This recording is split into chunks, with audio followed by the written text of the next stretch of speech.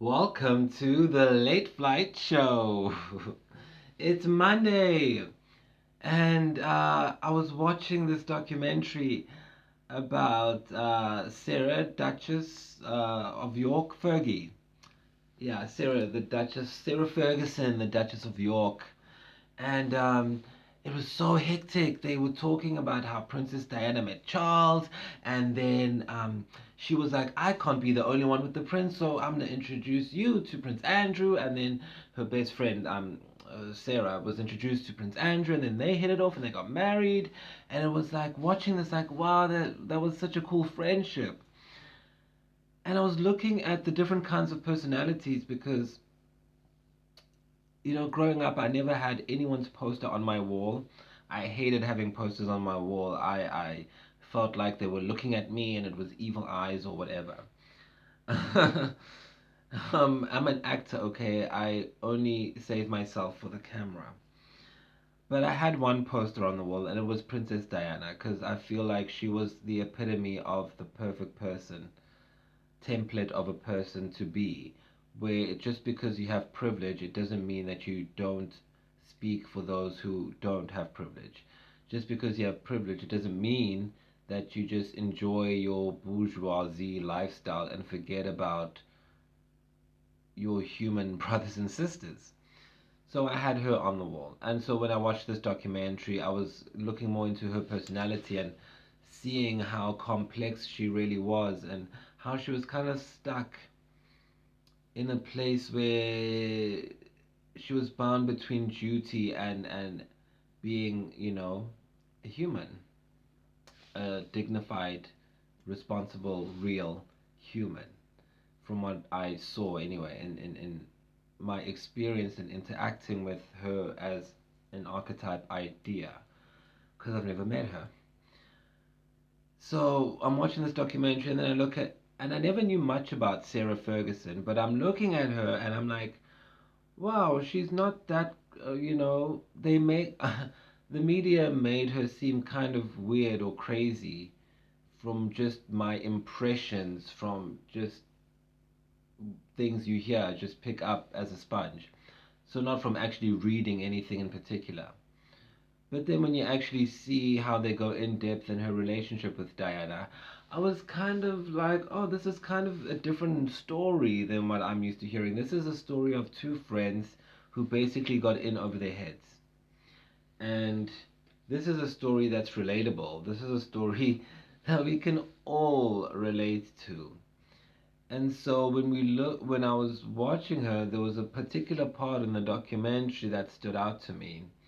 And it was talking about how when Sarah, the Duchess of York, went to a dinner at some particular point with Prince Andrew's father, I believe, she went into the dining hall and greeted the servants, their words, not mine, greeted the helpers or the workers who were serving them food, and the father, her father in law, turned around and said to her, oh, when will you stop that nasty habit of flirting with the help? Something like that. Or I see you're still flirting with the help. And I was like, wow. So this class thing is not just like a way, an abstract way that we use to divide society. People believe in it and act on it. So what the hell class am I in, and who the hell is trying to kill me? And that helps with your acting because it helps you approach the characters in a better, with a better understanding of the context in which they exist. And when I heard that line, flirting with the help, when just saying hi, and I thought about that as a person, and I thought, do I do that as a character? Like, do I try and be overly nice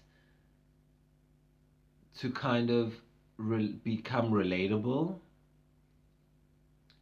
Because now I'm fascinated with Sarah. I came to watch for Diana, but now I'm fascinated about Sarah because I'm like, she's not this crazy woman. She's nice to everyone, and everyone is saying nice things about her, and that she's not about the money. She's about the love and being with her friend and just fun and making sure everyone's happy. So I'm looking at that, I'm like, wow. And then as an actor, you look at parts of you that you could relate to being a people pleaser at some point, and be always saying yes and wanting to relate to people. And then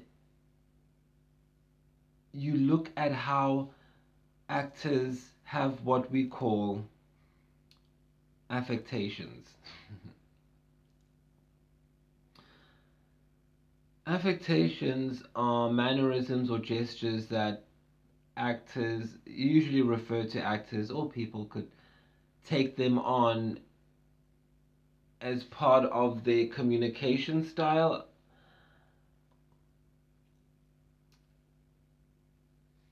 So, for example,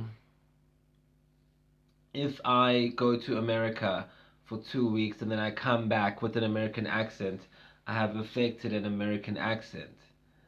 Um, and people think it's a joke and that it's not real, but it really is a real thing and it happens. And it comes out sometimes as flirting with the help. And what I mean by flirting with the help is, have you ever been on set and there's that actor who always brings muffins for the crew, and when it's lunchtime they'll be cooking in the kitchen and they are the lead actor? Have you ever had that kind of personality? Well, look, nice people are nice people. That's a great thing. I mean, great. Bring muffins, do all of that. But now I'm looking at Sarah, Duchess of York, and I'm thinking, well, is that maybe? I mean, I've done it. Look, I'll take the fall. I've done it. On set, okay? So fine. Is it because I was trying to be like Fergie? Was I trying to be a people pleaser on set by flirting with the help when I should have just stuck to my department? These are just questions that flow to try get a better understanding of character, right? Because we're actors and we work in character. So I start thinking, okay, so what the things that I do, of course, now I know it could be contrived because it could be a symptom of being a people pleaser, which is what Fergie ended up saying in the documentary, I believe. So now, if I'm doing the same thing, then the actions that I'm actually doing, what are those based on? And that's when you actually have a revelation as an actor, because you, by following your behavior or your affectations, you get to understand the language you use to communicate in certain moments, and that all adds to your toolbox, your bag of tricks as a witch, as an actor. And I always joke that actors are witches, not realistically, but it's funny because it's about putting that spell on someone or on the audience to just hypnotized for 2 hours looking at you. That is an amazing skill. And understanding the routes to getting to those performances is important. And one of those is your affectations. And, I found mine through flirting with the help, or realizing that I was flirting with the help. Now, obviously, I'm being ironic. I don't mean the crew on a film set is the help, but you know how sometimes, look, who said it? I think it was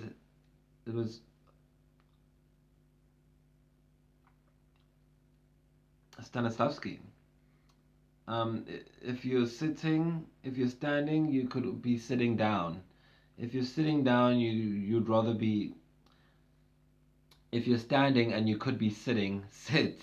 If you're sitting and you could be lying down, lie down. Basically, you always go for the easiest route. Um, and you don't hang around like, whatever. So going the extra mile out of your way, maybe it's easy for you, but going the extra mile out of your way or out of my way to be, and I'm dissociating myself, going the extra mile to be, because I do genuinely like bringing muffins on set, okay, sometimes. But when I saw this thing, it made me think like, well, is that why maybe sometimes the producers don't like it? Because I'm overstepping the bounds? Are they like my Prince Andrew's dad? um, so it's a and you also don't want to be hated by the other actors. Okay, I'm confessing, I'm the one who does that. You don't want to be hated by the other actors because you do that and they don't do that. So in trying to justify why I like doing it, I saw this character in trait in Fergie and was like, wow, well, maybe that's why people are afraid that it upsets the balance of power, whatever that is. But I think it should just be fun. Like, who cares? Yes, we need the different departments, but is a producer really more important than the director and the actor and everyone? I mean, is the producer going to act his way into an Oscar award?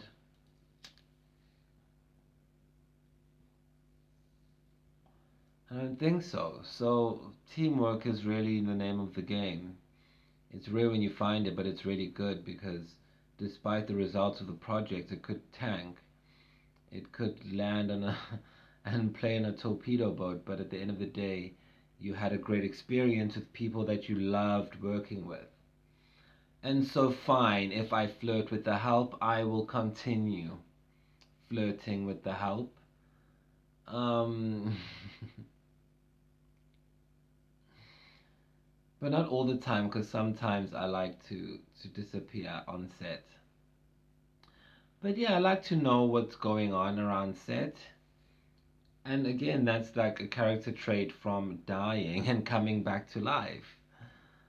Um, After I was abused in that way that I talk about in episode 26 in high school, when I came back, I realized the best way to be safe was just to talk to everyone. So when I go on set, I talk to everyone. I talk to the hair, the makeup, the production stills, craft services knows me. Because, they are people too, okay? Don't blame me and make me feel like I have to justify why I just want to hang out with craft services. It's interesting, and you ask them, like I was talking to the craft services literally, and I was like, where are you from? The guy was from like North Africa, and this was the first time they were doing something like this, and they were like, they didn't imagine leaving, North Africa and coming to South Africa and being on a film set. And it's like, whoa, like we're making more than just films here, you know? And also, it's boring to just seclude yourself away. I don't know how people. It's because film sets are just about hurrying up and waiting. Hurry up, wait, hurry up. The lighting, the cines. See, that's why they flirt with us, because they know they're wasting our time, so they try to pander to our lowest lust factor. Now I got their number, I got their tail. Damn DPs. Because I was like, no wonder, because they take so long to set up the lights and the shot, and then they tell you, no, just go, take a break, take your time, and then you disappear for 5 hours, and like, where are you? We ready? But you said go take a break. So then they keep you there with their hypnosis, trying to tell you you look pretty in that lighting, in that cross lighting. Wow. I've got your number. No, but seriously, like it's fun to talk to the crew and everyone. And you know what? If you feel like you want to do it and you want to bring muffins on set, do it. I mean, don't get anything allergic and don't make anyone sick and whatever. Find out everyone's medical clearance and dietary requirements. But it's fun if you want to be that fun and do it. But there are some people who just want to be negative on set. You can't help them. And so what if you flirting with the help? Keep doing it, as we do here on the Late Flight Show.